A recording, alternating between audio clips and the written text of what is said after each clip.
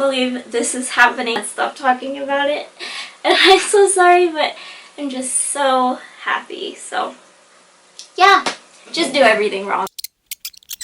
Hello everyone, and welcome back to Fins and Whiskers.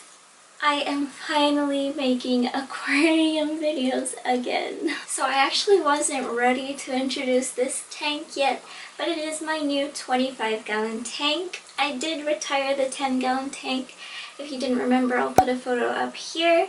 And all of those plants, substrate, and fish have been moved to this. Sadly, my betta did pass away, so this is becoming a full Otocinclus tank. And the reason why I wasn't ready to introduce this tank yet is because the plants haven't grown in the way I wanted them to yet, so... But we have a surprise! If you haven't followed me on Twitter, you wouldn't know that we now have Otocinclus fry. My plan for this 25-gallon was to have a starter of 15 Otocinclus. I only currently have 6 adult Otocinclus, so I was not expecting them to breed anytime soon, let alone at all without even trying, so... But yeah, I have Otocinclus fry now, and I couldn't be more happy. I am so excited to share this with you guys, and also I will be making a video on the breeding. There are quite a few nodes that I have taken down, and this is a process that is going by day, so it might take a month before the video is released. But it really is so exciting. Otocinclus are my favorite fish in the world. This has been my dream forever to breed them, and yeah, so look forward to that soon. Since I already had been researching before on how to go on with breeding Otocinclus, because it's something that isn't very common in the home aquarium, so I do feel like I have been prepared for this, so that's at least good. But yeah, that will be a different video. Right now, this video, I just wanted to introduce you guys to the 25-gallon, but I won't be doing a close-up simply because the plants haven't grown in the way I want them to yet. The hardscape is pretty much done, but I really want the plants to like get a chance to grow in, so 10-gallon was pretty much a jungle, and now this looks so bare, so... But yeah, and I also want to answer a few aquarium questions that I asked you guys on Twitter and the aquarium community on Discord.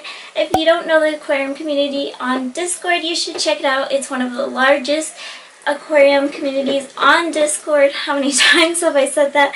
And we have a lot of members, experienced members, new, beginners, everything. So if you're new or experienced and you just want a place to chat about fish and have more experience, because we're always learning, check out our Discord. I'll leave a link in the description below. So as I said before, the 25-gallon is stocked with 6 adult Otocinclus fry. Wait, no, that doesn't make sense. The aquarium is stocked with 6 adult Otocinclus and 8 Otocinclus fry. The fry are so hard to find. I spend hours searching for them, and I worry myself sick searching for them. If you're on the aquarium Discord already, you know how much I talk about them. The plan was to also add shrimp. There are Malaysian trumpet snails in here, as well as ramshorn and newly introduced bladder snails. Yeah, this tank is just completely herbivorous. So I'll get right to answering you guys' questions. I feel so short, so that's why I'm like kind of kneeling. But so the first 2 questions I received have been, why are Otocinclus so cute? And the answer is, they're the best fish in the world. And that's why they are the cutest. As you can see, they just are so beautiful, so round, so cute, so existing. Somebody also asked how cute they are out of 10. Obviously, it is a 10,000. The next question I received is about school sizes. They have said that they have 3 right now, which they feel isn't enough, and 2 that sadly passed away. Now, Otocinclus are a shoaling fish. They love to be in big numbers. It helps them to, as you can see right now, just kind of go around the tank together. They love to shoal around together. It's very important that you have a decent amount of Otocinclus, at least 6 Otocinclus. I would say that's the bare minimum of Otocinclus that you should have. The more Otocinclus you have, the more you'll see them show this kind of activity. It's very important that you do notice this activity, and if you don't, chances are you don't have enough Otocinclus. I technically don't have enough Otocinclus in this tank right now. A lot of people think that you can't have too much in a 10-gallon. I would say the most you can have in a 10-gallon is 10 autos, and I don't think that many people would agree with me, but it's doable if you have a fully planted tank, are on top of your stock, and also just knowing your tank in general. So for this, I want at least 15 to 20 Otocinclus. That is going to be fine for a 25-gallon. Right now I only have 6 adults. Hopefully the 8 fry will grow up so that we can have a perfect shoal.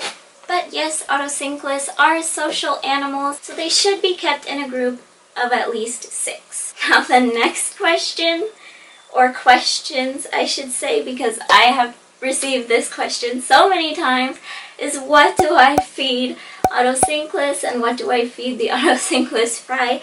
And I promise I will be making a video on that, but I won't be answering that question in this video. I'm gonna make you guys wait. So just stay tuned for that. Consider subscribing. But I will say that I have been keeping Otocinclus for nearly 2 years. They're my favorite fish in the world.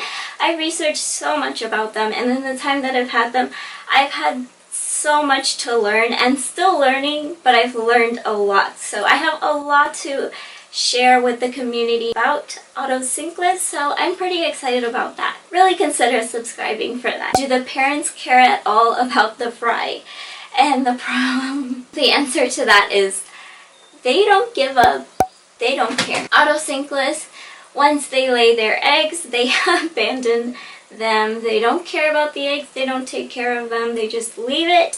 And then the fry, I don't think they've really noticed them as much as me. Like, I've been searching for hours on end, and I've seen them without any of the other adults. I have a picture that I'll share that they are one-on-one together, which was kind of cute, but I don't really know if the adult Otocinclus know they're there or even like know that they're Otocinclus as well. We'll see when they start growing bigger because they're really tiny right now, but I don't think their parents care at all right now.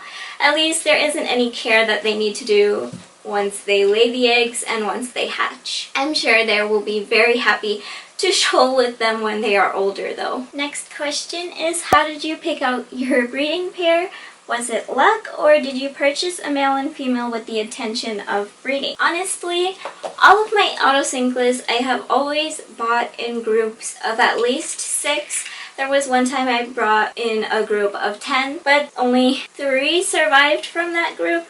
And so really it has to be down to luck, because I just always bought in groups so that I would see which ones would survive, because as some of you know, Otocinclus do have a good bacteria in them that they need to constantly eat for, and if they don't eat constantly, they can kill that good bacteria and die.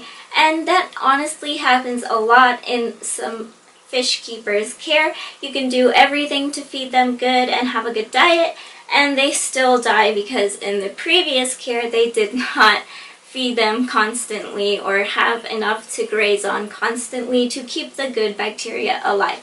So the only thing that I would keep buying in groups for was to see which ones survive and to keep a good shoal for them. The 3 that I got that survived from the group of 10 were all females, and then I also bought another group of 3, and they happened to be all male. It wasn't too long ago that I bought Kobo. It wasn't too long ago that I bought the group of 3 males. It has been about nearly 2 months that I've had them, and they survived too, which is great. And not only did they survive, but they spawned. So it was all luck. I didn't choose these. I did always plan on breeding them, but I did not choose the genders on purpose. It just kind of worked out. So yeah. Someone asked, should I get Otocinclus? Yes, you should. Get it right now. Just go. No, don't go. Stay at home. We're in quarantine right now. Stay at home, but get Otocinclus as soon as we can go out again. Someone also asks if they breed, if they have 2 or 3, And the answer is it depends on the gender. It depends on the quality of your tank, the parameters, everything. Autos really care about these specifics. And I will get into the specifics that occurred for these guys breeding, but 2 or 3 probably not going to work out. Again, they love to be in groups. So I recommend at least 6, and as you can see, I have 6 right now, and that worked out for breeding, so at least 6.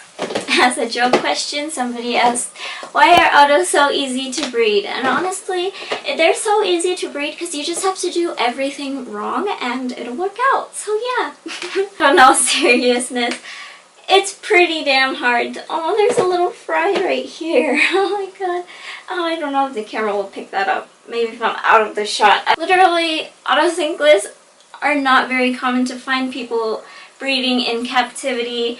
In fact, they are stunned in the wild with cyanide just to capture and sell them, which is why I wanted to try so hard to breed them, and I can't believe this is happening. Stop talking about it, and I'm so sorry, but I'm just so happy. So yeah, just do everything wrong. And the last question is, what can autos be kept with, and are there any big no-nos? Obviously, I would probably say that any aggressive fish, probably best to avoid. Again, if you haven't seen my older videos, I did actually have my Otocinclus with a betta, and the bettas were always introduced after the Otocinclus, so they didn't get time to mark their territory,